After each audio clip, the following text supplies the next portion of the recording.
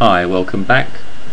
This video is to show you how to put a picture into your document and be able to position it where you like. I mean, it's an important thing, images in documents, in your information products, because as we all know, people love pictures and things like that. As much as it's important to actually pick the right kind of pictures, quality pictures, which I'm not so sure that I do, but that I concern myself too hard about that. But because I think it really depends on the subject base. I mean, internet marketing, I'm sure that you can get away with certain things. But anyway, okay, so let's press on.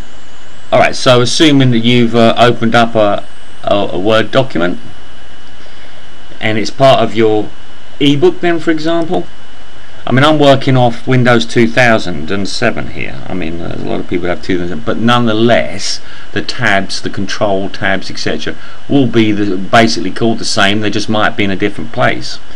And of course, we've got Vista engine as well, but not that it makes any difference. As I say, no matter what you're working off, it'll be the same.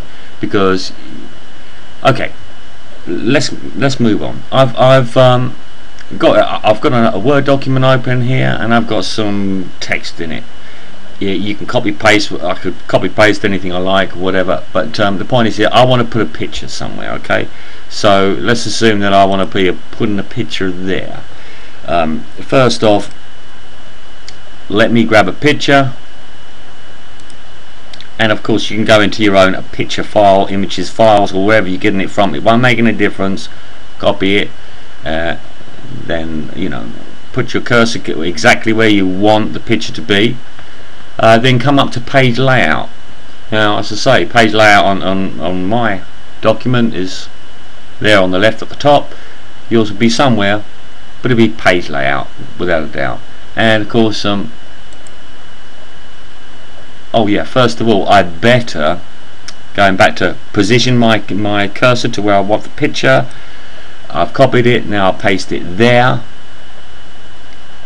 Okay, and then I go into page layout, go into position, and there you see there'll be your picture where it's supposed to be, and you basically pick and choose where you like your picture to be. Isn't that straightforward? Isn't that easy?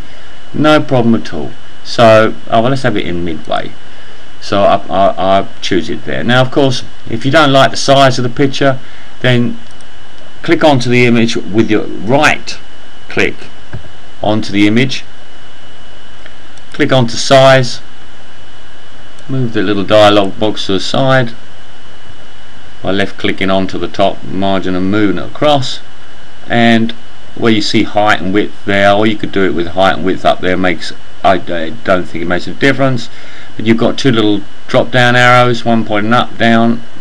Just click onto the downward button until your picture's the size that you like it, and then close that. And that is basically how you would set up your image. And of course, you can do it as many times as you like, reposition it if you like. Well, let's have it at the top. Yeah, and if your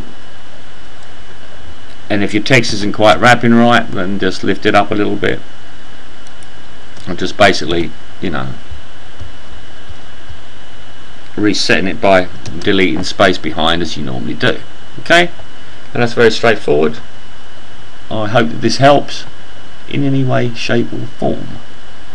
Can't think of anything else at the moment, but just in case, I'm just going to pause this for a moment.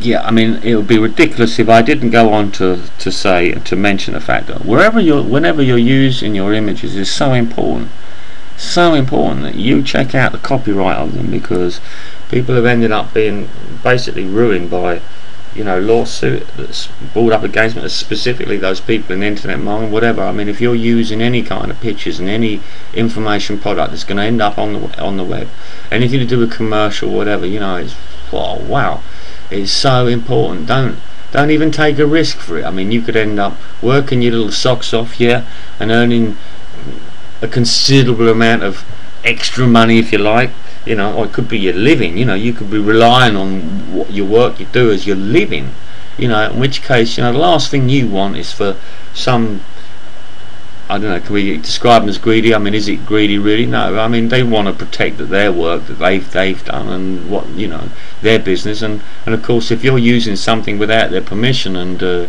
realise you're making money on account of their work, then really, you know, it's their given right to, and they will, and they, you know, you might get away with it and think, oh, nothing's happening, but you know, there'll come a time where, you know, you'll be sitting there thinking, oh well, everything's fine, and all of a sudden you get that mail in the post. So for crying out loud, check out the copyright on your images.